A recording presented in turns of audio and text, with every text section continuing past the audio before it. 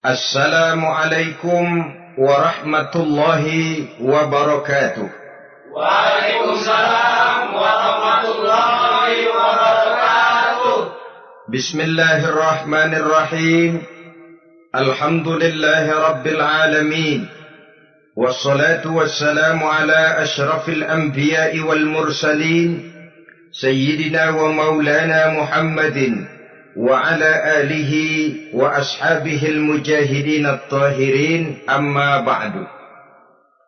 Saudara-saudara kaum muslimin rahimakumullah, agama mengajarkan bahwa di dalam melaksanakan segala macam pekerjaan hendaklah dilaksanakan dengan penuh hati-hati dan perhitungan. Dikatakan dalam pepatah, fit ta'annis salamah wa fil ajalatin nadamah. Di dalam keberhati-hatian itu ada keselamatan, dan di dalam sikap tergesa-gesa, di dalam sikap terburu-buru biasanya mengandung penyesalan. Tetapi ada 5 perkara yang malah memang harus dikerjakan secara buru-buru. Apa yang 5 perkara itu? Pertama, mengubur jenazah. Tidak baik kalau jenazah itu disemayamkan sampai 2-3 hari di rumah. Dan yang lebih baik mengubur jenazah itu adalah di tempat di mana dia meninggal. Contohnya adalah baginda Nabi. Beliau kelahiran Makkah. Beliau wafat di Madinah, maka di Madinah itulah beliau dimakamkan dan bukan di kota Makkah. Karena prinsipnya agama menginginkan kemudahan dan tidak menginginkan kesukaran. Hal kedua yang harus dikerjakan dengan segera ialah mengawinkan anak perempuan. Apabila kita mempunyai anak perempuan, sudah sampai usianya untuk memasuki ambang pintu pernikahan, dan dia sudah minta untuk dinikahkan, maka segeralah orang tua menikahkannya atau mengawinkannya. Sebab biasanya anak perempuan, apalagi di zaman sekarang, kalau tidak segera dikawinkan oleh orang tuanya, dikhawatirkan dia akan kawin sendiri. Dan itu tentu akhirnya akan merepotkan kedua orang tuanya. Hal ketiga yang harus dikerjakan dengan segera dan buru-buru ialah membayar hutang. Apabila kita sudah berhutang kepada seseorang dan sudah ada uang untuk membayarnya, bersegeralah untuk membayar. So kalau ditunda besok, lusa atau hari minggu depan, dikhawatirkan uangnya akan terpakai untuk kepentingan-kepentingan yang lain, dan hutang akan tetap tinggal hutang, tidak pernah terbayar adanya. Hal keempat yang harus disegerakan ialah menghidangkan makanan untuk orang musafir yang kebetulan menjadi tamu di rumah kita. Dan hal yang kelima yang harus dilakukan dengan buru-buru, dengan segera bertaubat apabila mengerjakan perbuatan dosa. Hal kelima inilah yang akan kita bicarakan pada pertemuan kita kali ini, yaitu tentang taubat kepada Allah Subhanahu wa ta'ala. Taubat berasal dari kata-kata taba yatubu, yang isim masdarnya adalah taubatan. Artinya sama dengan roja'a yarji'u, ada ya'udu, pulang atau kembali. Bertobat maksudnya kembali dari yang dilarang oleh Allah. Kalau dalam perjalanan hidup ini kita suka menerjang larangan-larangan Allah, melaksanakan apa-apa yang dilarang olehnya, maka taubat artinya meninggalkan larangan-larangan itu dan kembali kepada apa yang diperintah oleh Allah Subhanahu wa ta'ala. Kenapa taubat ini harus disegerakan? Karena makhluk bernama manusia ini sulit melepaskan diri dari dosa dan salah. Nabi bersabda, kullu bani Adam khatta'un wa khairul khatta'ina tawwabun. Setiap anak Adam, yakni setiap manusia, pasti mempunyai dosa dan kesalahan. Dan sebaik-baik orang yang mempunyai dosa dan kesalahan ialah orang yang segera bertaubat. Dengan kata lain, orang yang baik sesungguhnya bukanlah orang yang tidak punya salah, karena tidak ada orangnya yang tidak punya salah. Tetapi orang yang baik adalah orang yang apabila melakukan kesalahan, dia segera sadar, dijadikannya kesalahan itu sebagai pelajaran untuk tidak diulanginya lagi pada masa-masa yang akan datang. Inilah yang digambarkan oleh Allah Subhanahu wa taala dalam surah Ali Imran ayat 135. Walladzina idza fa'alu fahishatan, dan orang-orang yang apabila mereka terjatuh ke dalam perbuatan dosa, au zalamu anfusahum, atau berbuat zalim kepada diri mereka sendiri, dzakarullaha fastaghfaru lidzunubihim, mereka segera ingat kepada Allah dan memohon ampun terhadap dosa yang pernah mereka kerjakan. Saudara-saudara kaum muslimin rahimakumullah, sejak awalnya iblis memang sudah memproklamirkan diri di hadapan Allah Subhanahu wa taala. Apa kata iblis? Ya Rabbi, wa izzatika la azalu aghwi bani Adam ma damat arwahuhum fi ajsadihim. Ya Allah, demi kemuliaan-Mu saya bersumpah, kata iblis, saya akan selalu memperdayakan anak-anak Adam. Saya akan selalu menggoda manusia selama ruh mereka masih ada di dalam jasad mereka. Jadi selama ruh masih ada di dalam jasad, selama itulah iblis akan selalu berusaha menggelincirkan manusia untuk jatuh ke tempat-tempat salah dan ke tempat-tempat dosa. Tetapi kemudian Allah juga memberikan jaminan. Allah menjawab proklamasi iblis ini, wa izzati wa jalali ya mal'un la azalu aghfiru lahum mastaghfaru.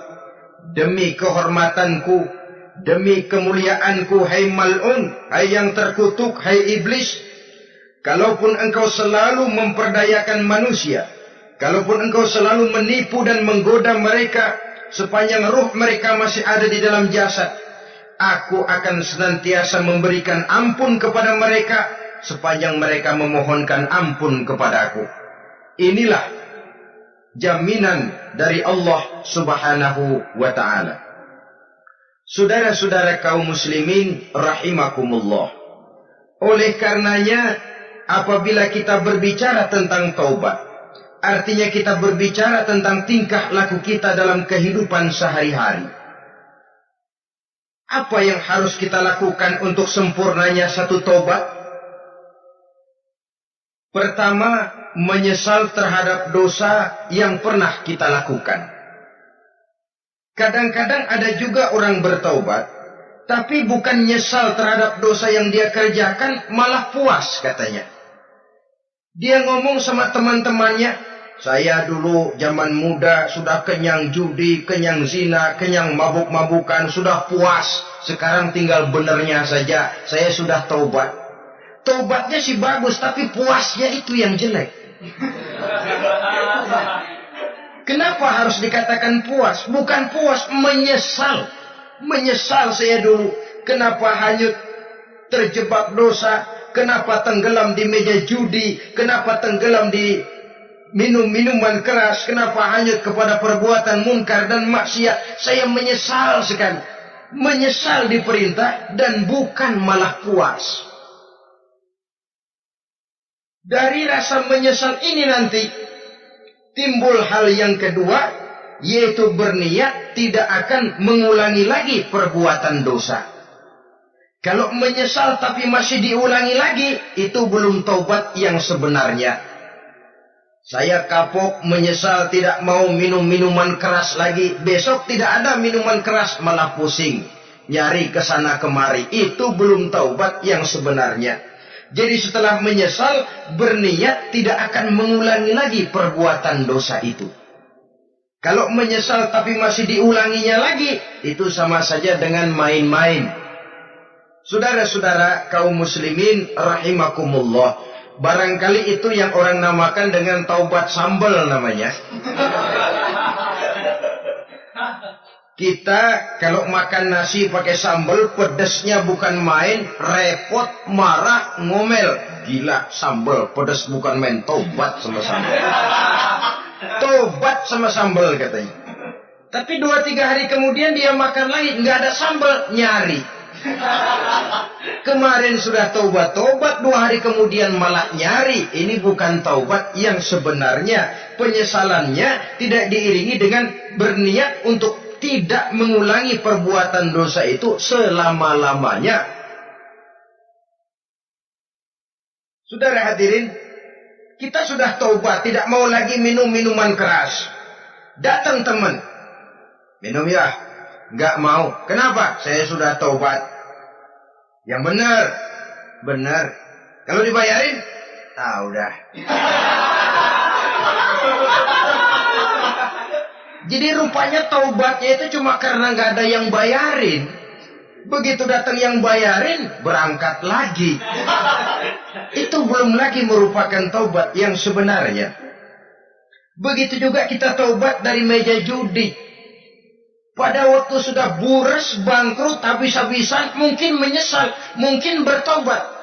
Inilah akibatnya judi, rumah tangga berantakan, harta buras, anak terlantar, uang tidak ada. Tobat, saya tidak mau lagi-lagi tenggelam di meja judi.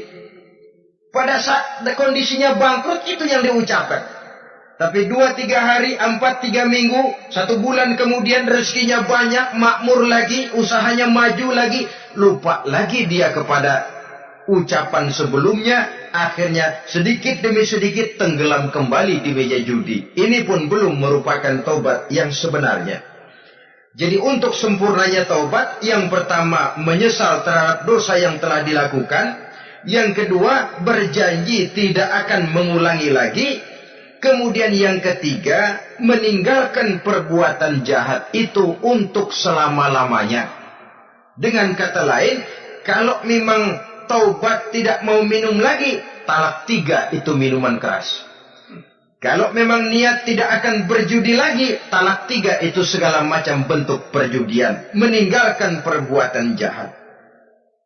Yang keempat, menunaikan semua fardu dan kewajiban.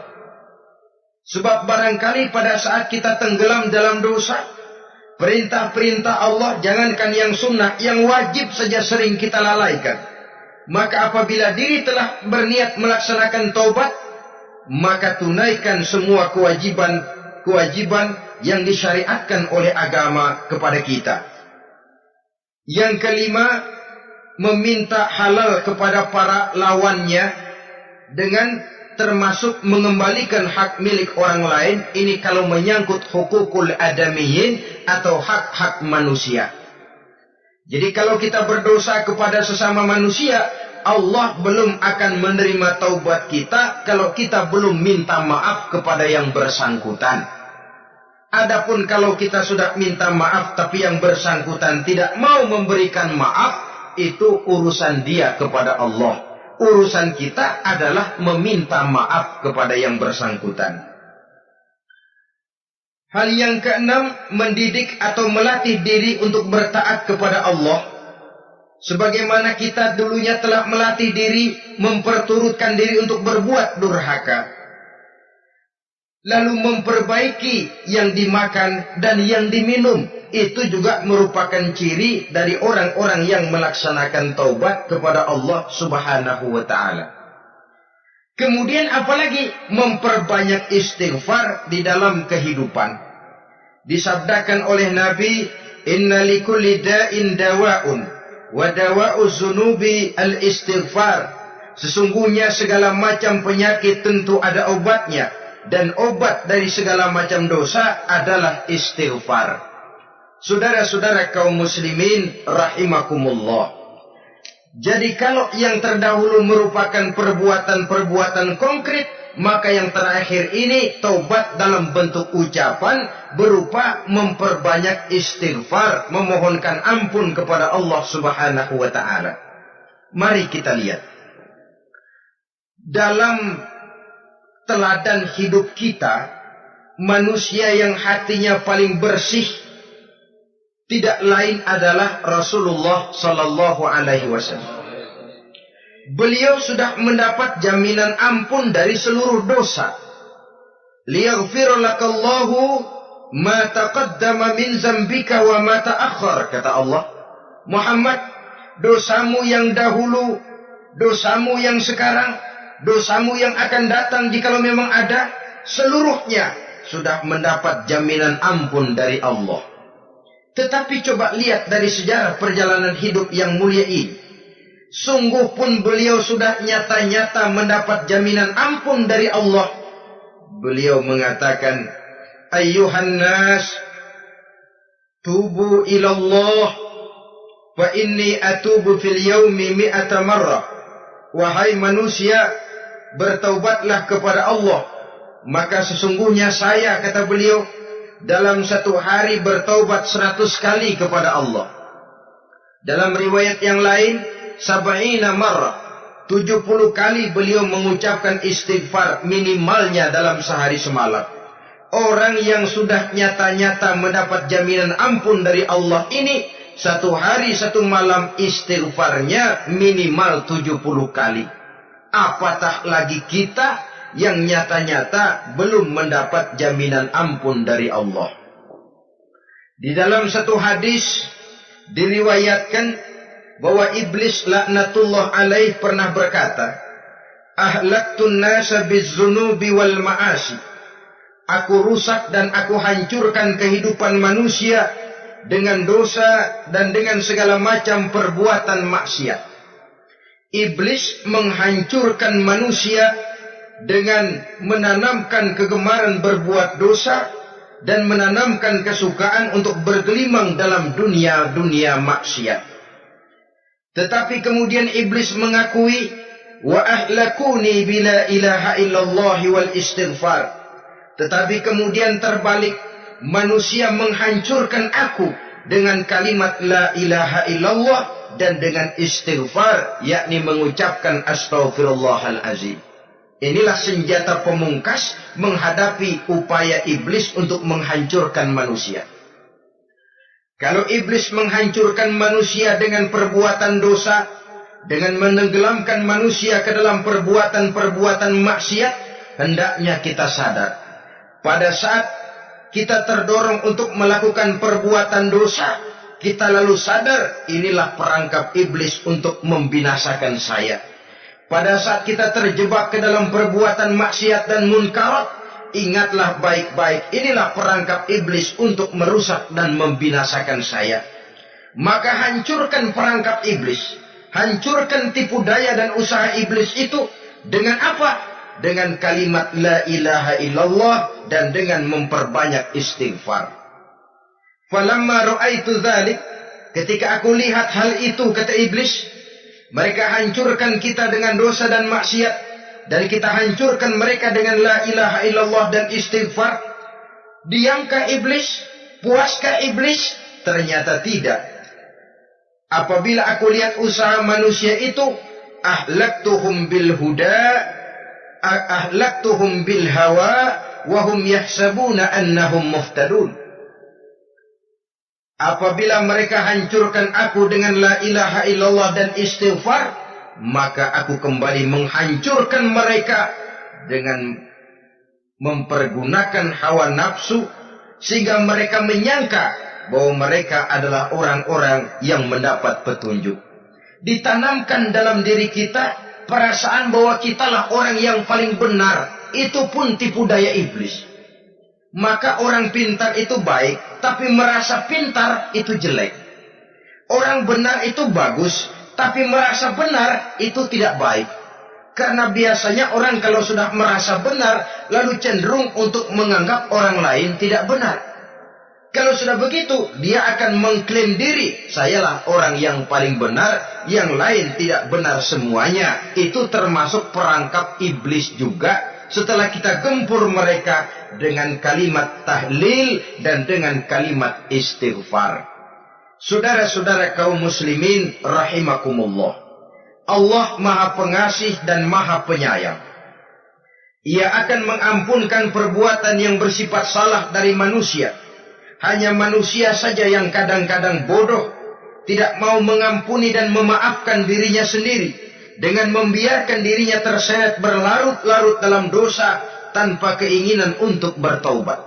Sepanjang nafas belum sampai di tenggorokan, sepanjang matahari masih terbit di sebelah timur dan terbenam di sebelah barat, sepanjang itu Allah masih akan menerima taubat seorang hamba. Innallaha yaqbalu taubatal abdi ma lam yugharghir. Allah akan senantiasa menerima taubat seorang hamba sebelum nafasnya sampai di tenggorokan. Apabila nafas sudah sampai di tenggorokan, maka taubat sudah terlambat adanya. Lalu yang konkret di dalam kehidupan ini, apa ciri-ciri dari orang yang melaksanakan taubat itu? Seorang ahli hikmah berkata, pertama, orang yang taubat itu kelihatan bahwa dalam kehidupan ini dia mampu menjaga lidahnya dari ucapan yang berlebih-lebihan, dari ucapan yang tidak ada manfaatnya, dari ucapan yang mengandung dosa, namimah, mengadu domba, dan ucapan-ucapan yang merugikan orang lain. Orang yang taubat kelihatan dari lidahnya. Ini yang konkret. Yang kedua, orang yang taubat itu cirinya tidak ada lagi rasa dengki di hatinya. Tidak ada keinginan untuk membenci dan memusuhi orang lain. Kenapa? Dia sudah sibuk memikirkan kekurangan dirinya sendiri. Sehingga tidak ada waktu lagi untuk mengorek-ngorek, mencari-cari aib dan kekurangan pada diri orang lain. Ini makna ucapan Nabi, tuba liman syaghalahu aibuhu an uyubin nas. Beruntunglah orang yang kekurangan pada dirinya menyebabkan dia cukup sibuk sehingga tidak sempat mencari-cari dan mengorek-ngorek aib dan kekurangan orang lain. Berbeda dengan orang yang masih jauh dari sikap taubat. Selalu berusaha mencari dan mengorek-ngorek kekurangan orang lain, sementara aib dan kekurangan dirinya diumpetin. Ini namanya ilmu kancil. Orang lain disorotin, dia ngaling, ngumpet. Kerjaannya apa? Monten orang lain saja. Dia sendiri tidak mau diponten dan tidak mau memonten dirinya. Akibatnya apa? Sikap introspeksi tidak ada. Sikap mawas diri hilang. Sikap melihat, bercermin terhadap pribadinya sendiri hilang. Yang ada cuma menilai orang lain saja. Jadi adapun orang yang sudah bertaubat ini, di hatinya tidak ada dengki. Melihat orang lain mendapat nikmat, alhamdulillah, dia ikut bersyukur. Lain dengan orang yang jauh dari taubat. Tetangganya dapat nikmat, dia meriang. Tidak senang hatinya melihat orang lain senang. Orang melarat malah tepuk tangan. Saudara hadirin yang saya muliakan, orang yang semacam ini pada hakikatnya selalu disiksa oleh perasaannya sendiri. Kalau tetangganya yang kaya, ditanya kemana dukunnya. Tapi kalau tetangganya jatuh melarat, dia tepuk tangan, gembira bukan main. Lain dengan orang yang sudah bertobat, hasud itu hilang dari dirinya. So hasud inilah yang akan memakan kebaikan yang kita kerjakan. Kata Nabi, hasud itu bisa memakan kebajikan seperti api memakan kayu bakar. Allahu Akbar. Puasa kita, zakat kita, sholat kita, habis keropos dimakan oleh sifat hasud. Tidak terasa, tapi begitu kita punya sifat dengki kepada orang lain, maka sholat kita dimakan oleh dengki tadi, puasa kita dimakan oleh dengki tadi, segala macam kebaikan yang kita kerjakan dihabis dimakan oleh si dengki tadi, seperti api memakan kayu bakar, cepat sekali. Itulah sebabnya bagaimanapun banyak kebaikan yang sudah kita kerjakan, jangan bangga dan jangan lalai. Sebaliknya, bagaimanapun besar dosa dan kesalahan yang pernah kita lakukan, jangan putus asa dari rahmatnya Allah Subhanahu wa ta'ala. Jadi yang kedua, ciri orang yang bertaubat, di hatinya tidak ada dengki dan tidak ada rasa ingin memusuhi orang lain. Dia berhadapan dengan setiap orang dengan modal husnuzon, baik sangka kepada Allah. Tidak a priori. Kadang-kadang ada orang ketemu saja baru tapi sudah punya rasa jelek. Diperturutkannya su'uzonnya. Yang ketiga, ciri orang bertaubat itu menjauhkan diri dari pergaul dengan orang-orang jahat. Sebab kita tahu bahwa pergaulan sangat besar pengaruhnya dalam ikut membentuk kepribadian manusia. Asyariku wa fi syarri syarrum. Bersekutu dengan kejahatan biasanya ikut jadi jahat. Walaupun secara langsung tidak melakukan kejahatan, tapi sudah termasuk dalam jamaah yang jahat juga namanya. Saudara-saudara kaum muslimin, bukan berarti orang yang taubat lalu tidak mau bergaul itu juga mencerminkan keangkuhan diri. Bergaul dia bergaul, tetapi kepada orang-orang yang jahat ia sekedar menghindarkan diri pergaulannya itu dari kejahatan yang bisa ditimbulkan oleh orang-orang jahat tadi. Ciri yang keempat dari orang yang bertaubat, dia mempersiapkan diri untuk menghadapi mati. Mempersiapkan diri. Sebagaimana kita tahu, kalau kita akan pergi ke luar kota, tentu kita membawa bekal. Makin jauh perjalanan, makin banyak bekal yang harus kita bawa. Hidup ini adalah perjalanan panjang yang kita juga memerlukan bekal dalam kehidupan. Orang yang bertobat, orang yang mempersiapkan diri untuk menghadapi maut dan menghadapi hari-hari sesudah maut itu datang. Menghadapi kehidupan di alam barzakh, menghadapi kehidupan di alam akhirat dan selanjutnya. Dia mempunyai persiapan sehingga kapan maut datang dia sudah punya persiapan lebih dahulu. Saudara, kalau kita siap dipukul orang, pada saat pukulan itu datang, rasanya sakitnya agak lebih kurang daripada kita tidak pernah siap untuk dipukul. Walaupun bobot pukulannya sama, tapi kita akan lebih punya daya tahan kalau kita sudah siap.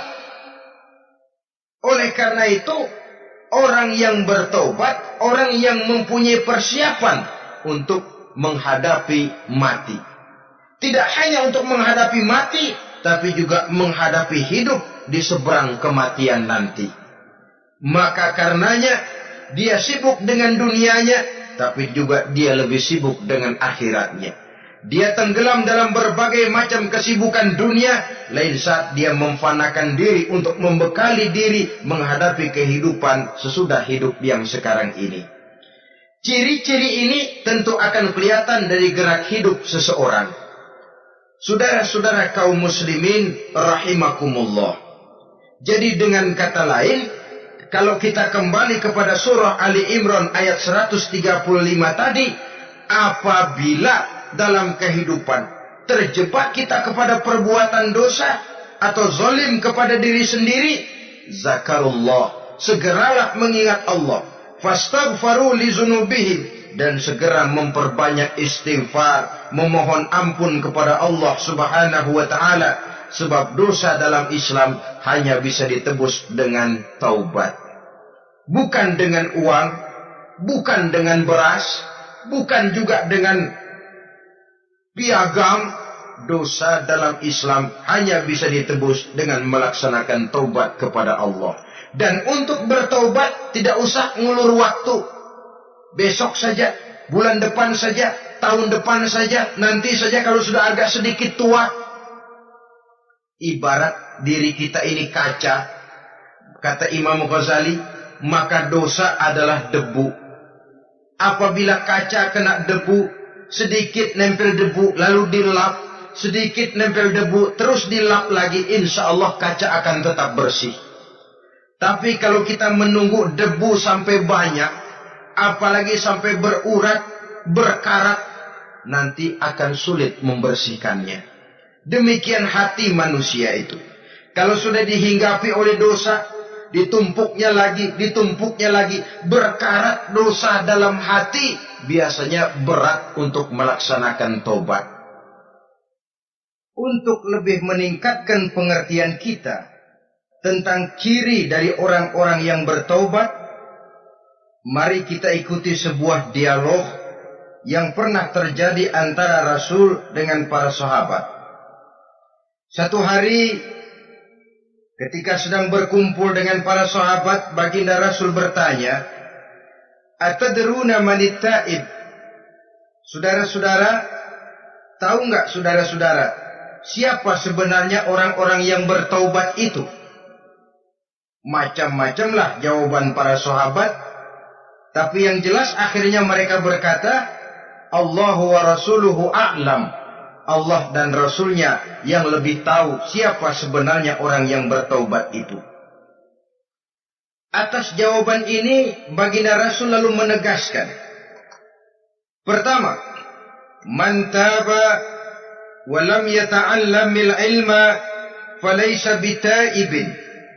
Siapa orang yang mengaku bertaubat kepada Allah, lalu dia tidak mau mencari ilmu, tidak mau belajar, falaysa bitaibin, maka dia belum termasuk orang yang bertaubat. Jadi di sini jelas bahwa bukan hanya dari dosa kita bertaubat, juga bertaubat dari kebodohan. Dalam arti tidak membiarkan diri kita bodoh terus menerus. Dengan bahasa anak sekarang, bodoh tapi betah.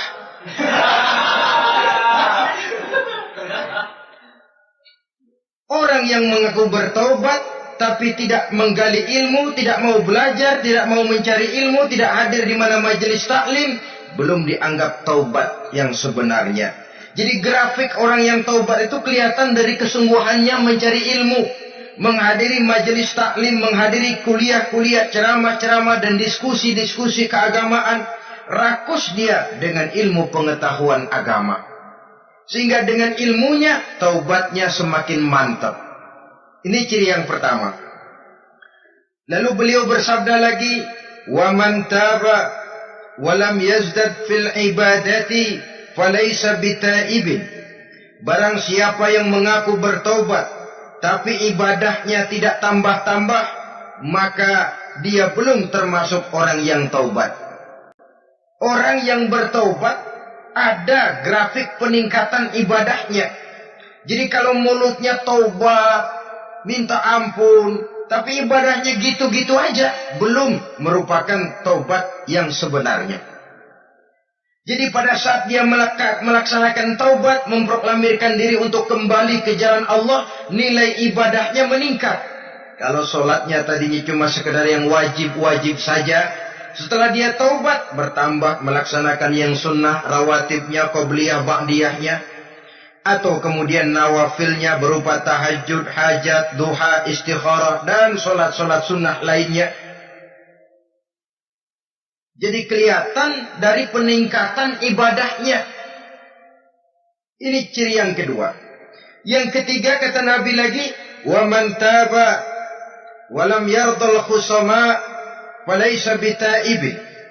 Barang siapa yang mengaku bertaubat kepada Allah, tapi dia tidak bisa meridhoi musuh-musuhnya, maka belum lagi dia dianggap orang yang bertaubat.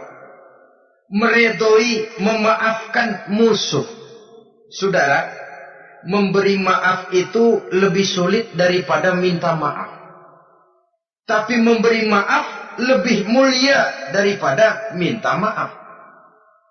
Minta maaf gampang, memberi maaf yang sulit. Karena itu orang yang memberi maaf menunjukkan jiwa yang lebih luhur daripada orang yang minta maaf. Sebab apa? Posisi orang yang memberi maaf kan posisi orang yang menang. Biasanya dalam posisi menang orang gampang congkak dan sombong. Orang datang minta maaf kepada kita, lalu timbul keseganan. Iya, minta maaf sih gampang. Memberi maaf itu yang sulit, tapi itu yang sangat dianjurkan. Dan itu merupakan ciri dari orang-orang yang bertaubat. Lalu apa lagi? Wa man taba wa lam yughayyir libasahu wa zinatahu falaysa bitaibin. Barang siapa yang mengaku bertaubat tetapi pakaian dan perhiasannya tidak berubah, maka dia belum lagi dianggap bertaubat. Orang bilang pakaian memang kulit, yang penting isi. Tetapi bagaimanapun kulit mencerminkan isi. Dari pakaian kita bisa mengkaji kepribadian seseorang. Saya berpendapat bahwa pakaian penting, kulit juga penting. Kulit penting, isi penting. Kulit tanpa isi tidak ada artinya. Isi tanpa kulit juga meragukan orang. Wah, yang penting kan isinya, kulitnya gimana saja. Saya mau tanya, saudara dapat duren di jalanan, isi aja nggak ada kulitnya. Kira-kira dimakan nggak duren? Paling kurang akan menimbulkan keraguan. Jangan-jangan sudah dicampur racun ini. Jadi dengan demikian orang yang bertaubat ini kelihatan dari cara berpakaian, cara berhias diri, tidak over. Dia kembali kepada fungsi berpakaian. Dalam Islam kan sesungguhnya fungsi pakaian itu yang paling utama. Pertama, nutup aurat. Itu ukurannya. Yang kedua, pantas. Yang ketiga, baru soal mode.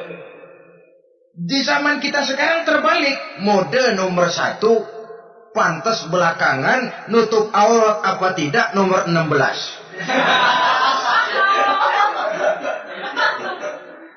Kalau sudah mode, kita kekira kekurangan pertimbangan.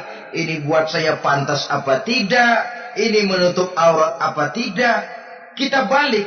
Padahal fungsi berpakaian dalam Islam tujuan utamanya pertama nutup aurat. Biar modenya mutaakhir ciptaan Pierre Cardin sekalipun, kalau memang tidak nutup aurat, ya hukumnya masih belum berpakaian. Atau juga ukuran yang kedua, pantas. Yang orang lain pantas kita pakai belum tentu kita pantas. Kita kadang-kadang kehilangan pertimbangan. Lihat iklan bintang film memakai pakaian yang begini bagus, lalu kita pakai saja. Ya tentu namanya bintang film. Kadang-kadang pakaian untuk show dipakai buat kondangan. Akhirnya habis sekampung orang nonton dia. Ya nggak pantas toh, nggak wajar.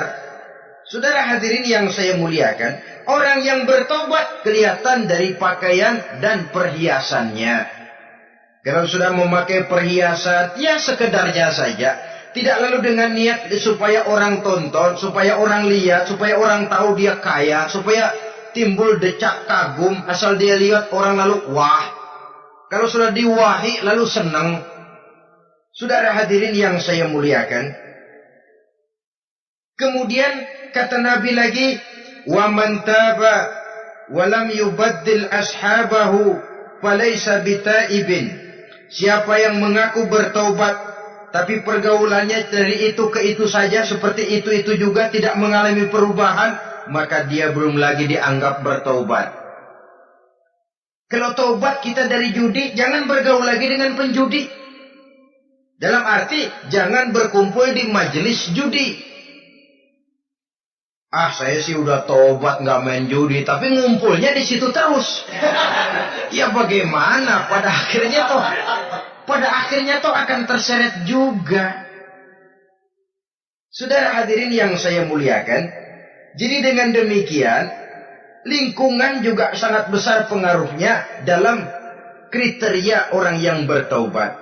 Selanjutnya Nabi bersabda, "Wa man taba wa lam yughayyir khuluquhu falaysa bitaibin." Siapa yang mengaku bertaubat tapi akhlaknya, budi pekertinya tidak mengalami perubahan, maka orang itu pun belum dianggap bertaubat. Ini juga konkret. Orang yang bertaubat kelihatan dari akhlaknya.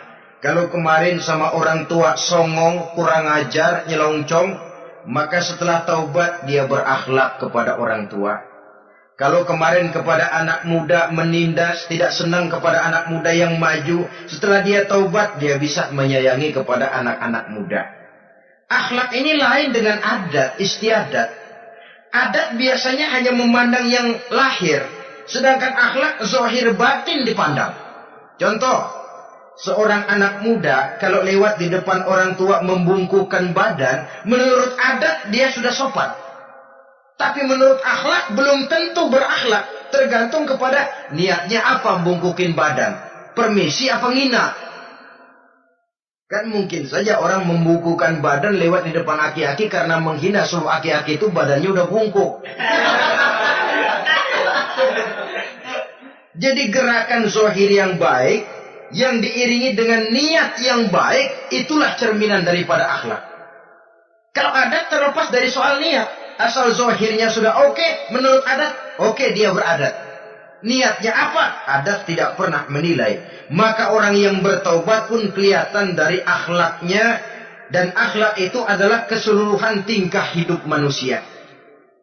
Cara berjalan ada akhlak. Cara makan ada akhlak. Cara duduk ada akhlak. Cara tidur ada akhlak. Sehingga pantas ketika Siti Aisyah ditanya, Aisyah, Rasulullah itu akhlaknya apa sih? Beliau menjawab, karena Rasulullah khuluquhul Quran. Rasulullah itu akhlaknya Quran. Sehingga di kalangan ilmuwan lalu ada ungkapan bahwa Nabi Muhammad adalah Quran berjalan. Maksudnya seluruh konsepsi Quran sudah diterjemahkan dalam kehidupan Nabi. Maka tidak heran kalau Islam mengatur kehidupan manusia sejak yang sekecil-kecilnya sampai yang sebesar-besarnya. Cara berpakaian ada akhlaknya, kan begitu toh dalam Islam. Saudara diri di depan kaca, ngaca, ada akhlaknya, ada bacaannya. Allahumma kama hassanta khalqi fahassin khuluqi. Sampai saudara masuk ke dalam WC sekalipun ada akhlaknya. Karena akhlak adalah keseluruhan gerak hidup manusia. Orang yang bertobat kelihatan dari perubahan akhlaknya. Kemudian beliau bersabda, "Wa man taba wa lam yatwi firashahu wa bisatahu falaysa bitaibin." Siapa orang yang mengaku bertobat tetapi dia tidak menggulung tempat tidur dan spraynya, maka dia belum dianggap bertobat. Ini bahasa kinayah. Menggulung spray, melipat tempat tidur artinya lebih banyak ibadahnya daripada tidurnya. Kalau ngaku taubat tapi sehari 24 jam, 22 jam tidur, cuma 2 jam ibadah, ya belum mencapai kriteria itu. Dengan kata lain, orang apabila sudah memproklamirkan diri untuk taubat, menyingsingkan lengan baju, melipat spray, menggulung tempat tidur. Bukan berarti dia tidak tidur-tidur, tetapi bersiap diri untuk melaksanakan ibadah yang pada saat dia terjebak dalam dosa, sudah banyak ibadah yang ditinggalkannya. Saudara-saudara kaum muslimin rahimakumullah. Kemudian beliau bersabda pula, "Wa man taba wa lam yatasaddaq falaysa bitaibin." Barang siapa yang mengaku bertobat, kemudian dia tidak menyedekahkan karunia yang diberikan Allah kepadanya, maka taubatnya belum lagi dianggap taubat yang sebenarnya. Faman istabana minal abdi hazihi al-khisal fahuwa taibun haqqa. Apabila nyata tanda-tanda ini pada diri seorang hamba, maka barulah taubatnya dinamakan taubat yang sebenarnya. Jadi untuk taubat itu ada 2 jalan yang bisa kita tempuh. Pertama, taubat dengan lisan. Taubat dengan ucapan. Dalam artian apa? Memperbanyak istighfar. Istighfar yang mana? Yang mana yang mungkin saja. Kalau waktunya sempit ya istighfar yang pendek-pendek. Astaghfirullah, astaghfirullah, astaghfirullah. Mau yang lebih panjang, astaghfirullahalazim allazi la ilaha illa huwal hayyul qayyum wa atubu ilaih min jami'il ma'asi waz zunub la haula wala quwwata illa billahil aliyyil azim. Ada waktu yang lebih panjang lagi membaca sayyidul istighfar. Tiap kali berbuat jahat, tiap kali diiringi dengan istighfar. Nah, ini yang bisa runtuh dengan istighfar ini dosa apa? Dosa yang ringan. Dosa yang biasanya dilakukan oleh panca indera kita. Mata Ini dosa mata, insya Allah bisa runtuh dengan istighfar. Ngelihat yang haram, cepat nunduk. Astagfirullah. Habis nunduk, jangan ngeliatin lagi.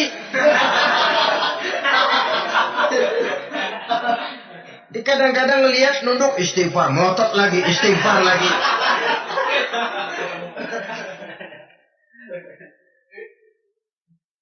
Saudara hadirin yang saya muliakan, kata Imam Ali, nazratul ula laka wasaniyatu alaika. Ini dalam menjaga mata. Pandangan pertama rezekimu kelihatan, namanya kelihatan kan rezeki. Pandangan pertama rezekimu, ulangannya dosamu. Ulangannya ini yang bisa membawa dosa. Dosa karena lidah, mengucapkan kata-kata yang menyakitkan orang. Dengan istighfar, insya Allah runtuh. Adapun dosa-dosa besar lainnya, tentu harus dengan perbuatan. Tidak cukup dengan sekedar istighfar saja. Perbuatannya apa? Itulah seperti yang sudah saya sampaikan pada ciri-ciri orang yang bertaubat tadi. Oleh karenanya, beruntunglah kita masih diberikan umur oleh Allah. Sehingga segala dosa dan kesalahan yang kita lakukan, kita masih punya kesempatan untuk mengadakan pemutihan, bertaubat kepada Allah. Nah, apa kemudahan yang diberikan Allah kepada orang yang melazimkan istighfar di dalam hidupnya? Pertama, kata Nabi, man lazimal istighfar, siapa orang yang melazimkan, membiasakan diri istighfar, diberikan keistimewaan oleh Allah. Pertama, ja'alallahu lahu min kulli dhiqin makhraja.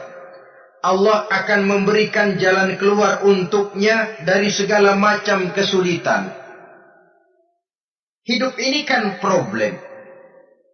Makin tinggi status sosial, makin banyak urusan.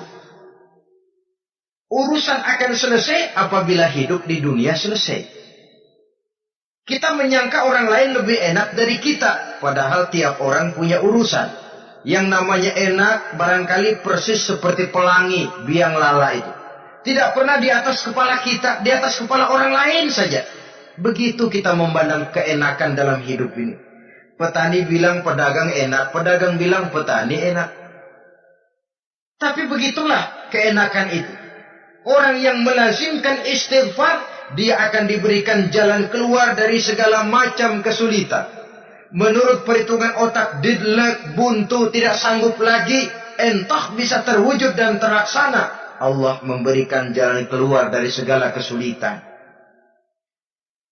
Saudara, kalau Allah sudah memberikan jalan keluar dari kesulitan, siapa lagi yang bisa bikin sulit kita? Kalau Allah yang memberikan jalan keluar, everything is running well, katanya. Semua urusan bisa jalan dengan lancar. Tapi tanpa istighfar, jauh kita dari Allah. Jalan yang sudah lapang pun bisa jadi sempit. Urusan yang sudah nyata akan selesai pun bisa jadi injelimet. Dan jalan yang tadinya tidak berliku-liku pun bisa berliku-liku. Ini faktor yang di luar perhitungan matematis. Kita tidak mampu, Allah maha mampu. Menurut akal kita tidak mungkin. Kalau Allah mau, tidak ada yang tidak mungkin. Saudara-saudara, ini fasilitas pertama. Orang yang gemar istighfar diberikan jalan keluar dari segala macam kesulitan. Yang kedua, wa min kulli hammin faraja, diberikan kegembiraan dari setiap kesusahan yang dihadapinya. Ada saja faktor-faktor yang mendatangkan kegembiraan, yang mendatangkan refreshing di dalam kehidupannya. Sehingga dia tidak lalu merasa jalannya buntu, tidak merasa kesulitannya tidak pernah terselesaikan. Dan yang ketiga, fasilitas yang diberikan Allah kepada orang yang gemar istighfar, wa razaqahu min haitsu la yahtasib.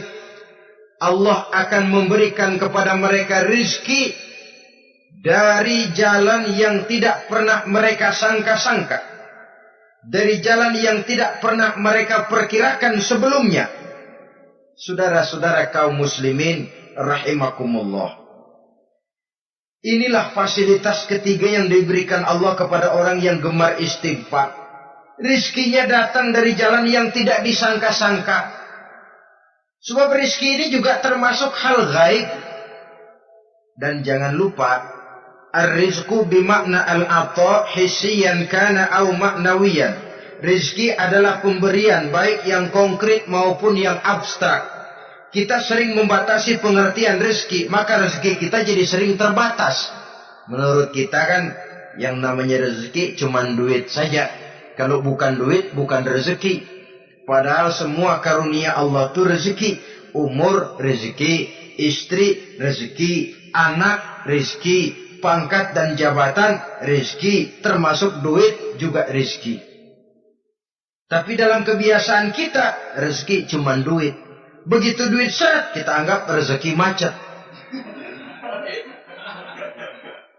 Maka akhirnya kita tidak bersyukur kepada Allah. Padahal mungkin di sektor duit macet, tapi rezeki dari segi lain, ilmu barangkali tambah, wibawa naik, pangkat naik, anak tambah, itu juga merupakan rezeki. Saudara-saudara kaum muslimin rahimakumullah. Orang yang gemar istighfar ini diberikan rezeki dari jalan yang tidak disangka-sangkanya. Dibukakan perbendaharaan Allah untuknya. Sehingga rezekinya datang dari cara yang tidak disangka-sangka. Allah Maha Kaya. Kalau dia mau, la mani'a lima a'taita wa la mu'tiya lima mana'ta. Tidak satu kekuatan pun yang mampu mencegah apa yang hendak diberikan Allah. Dan tidak satu kekuatan pun yang sanggup memberikan apa yang dicegah oleh Allah Subhanahu wa ta'ala. Ini keistimewaan yang diberikan Allah kepada mereka yang gemar beristighfar di dalam kehidupan ini. Jangan lagi berpikir, gua sih nggak punya dosa, istighfar amat. Sombong, saudara-saudara. Manusia itu lebih baik merasa banyak dosa daripada merasa tidak punya dosa. Tanda orang bahagia, kata Nabi 4. Pertama, orang yang selalu ingat kepada kesalahan yang pernah dia lakukan. Itu orang bahagia. Selalu ingat kepada kesalahan yang pernah dilakukannya. Sehingga pada saat akan melakukan kesalahan yang baru, dia mikir-mikir. Dosa gue yang kemarin udah 3 keranjang, ini nambah lagi. Ingatannya terhadap kesalahan yang lalu akan merupakan langkah preventif yang mencegah dirinya untuk tidak menambah kesalahannya. Orang bahagia, orang yang selalu ingat kesalahan yang pernah dia lakukan, terbayang di pelupuk mata, bukan ngumpet-ngumpetin dosa, sebab apa yang mau kita umpetin di hadapan Allah. Yang kedua, tanda orang bahagia itu orang yang selalu melupakan kebaikannya. Kalau dia berbuat baik, dia lupakan. Dia anggap dirinya belum pernah berbuat baik. Sehingga di mana ada kebaikan, dia tidak bisa ikut. Dia merasa sangat rugi. Sebab dia anggap dirinya belum pernah berbuat baik. Yang ketiga, tanda orang bahagia. Dalam urusan dunia, dia lihat ke bawah.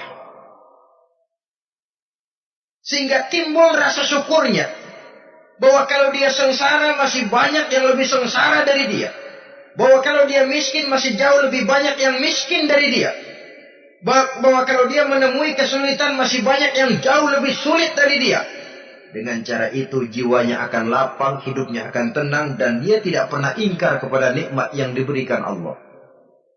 Sebaliknya yang keempat, tanda orang bahagia itu dalam urusan akhirat dia lihat ke atas. Dunia, lihat yang bawah. Akhirat, lihat yang atas. Kalau dia bisa sholat, kenapa saya tidak? Kalau dia sanggup puasa, kenapa saya tidak? Kalau dia bisa baca Quran, kenapa saya tidak? Timbul panas, nyontoh ibadah, mendatangkan kebahagiaan. Rakus ibadah malah dianjurkan. Rakus dunia malah tercela. Nah, lawanannya orang celaka, saudara-saudara. Orang celaka juga tandanya 4 lawanan yang tadi itu.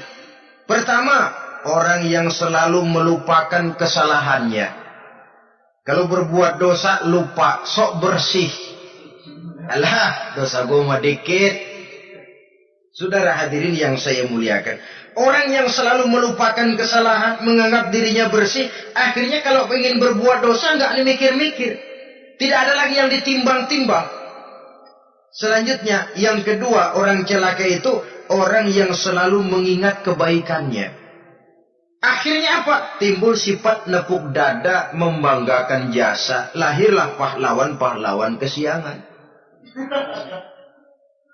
Selalu membanggakan diri, nepuk dada. Kalau enggak saya, kalau enggak saya. Itu masjid, kalau enggak saya. Itu pesantren, kalau enggak saya. Itu umat, kalau enggak saya. Kalau enggak saya.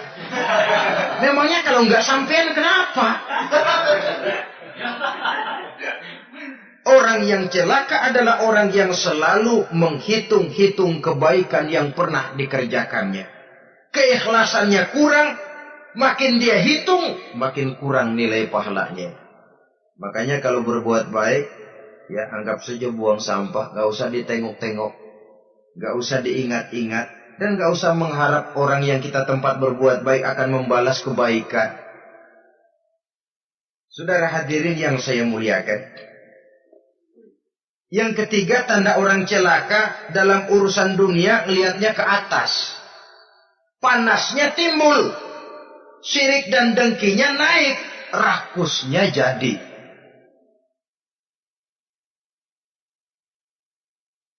Timbul sifat panasnya itu, tidak mau ngerti. Kalau tetangga saya bisa beli kulkas, kenapa saya tidak? Kalau tetangga saya bisa beli motor, kenapa saya tidak?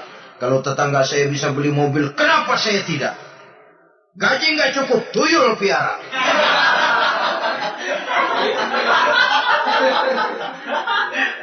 Orang itu kalau sudah didorong oleh rakus kan bisa jadi menghalalkan segala macam cara untuk mencapai tujuan. Dibakar oleh sifat tamak dan rakus bin serakah. Nah, kalau sudah didorong oleh rasa rakus, yang segera tersingkir pertama rasa malu. Orang kalau sudah rakus nggak ada malunya, rasa malunya hilang. Padahal syarat jadi orang itu kan kalau punya rasa malu. Nggak punya rasa malu, kurang syarat jadi orang. Akan bagaimana jadinya masyarakat, bahkan bangsa dan negara, kalau rakyatnya sudah tidak punya rasa malu. Yang kedua, rasa takut hilang, terutama takut kepada Allah. Sirna sama sekali. Sudah tujuan menghalalkan cara. Yang keempat, tanda orang celaka dalam urusan akhirat, lihatnya malah ke bawah. Kenapa kamu enggak sholat? Itu bapak anu yang tuaan? Enggak, saya enggak lagi. Kenapa ngelihatnya mesti kepada yang begitu? Sehingga lalu tidak ada gairah untuk mencontoh.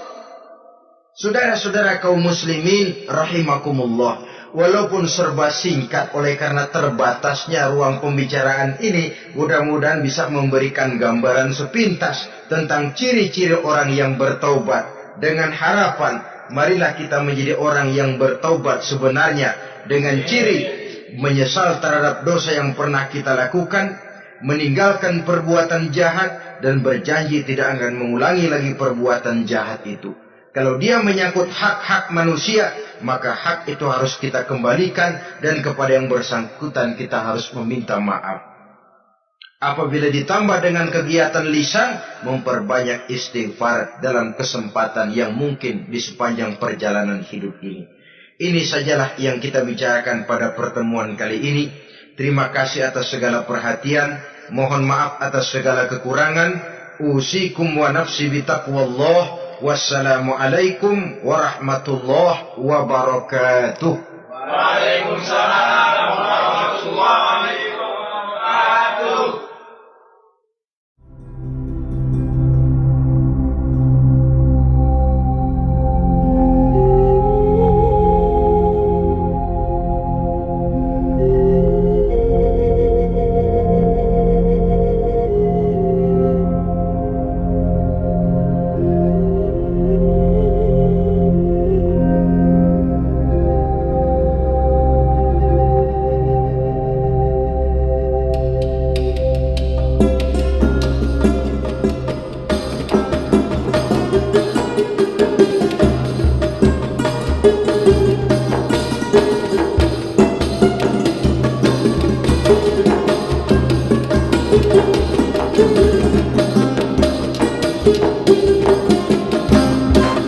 Thank you.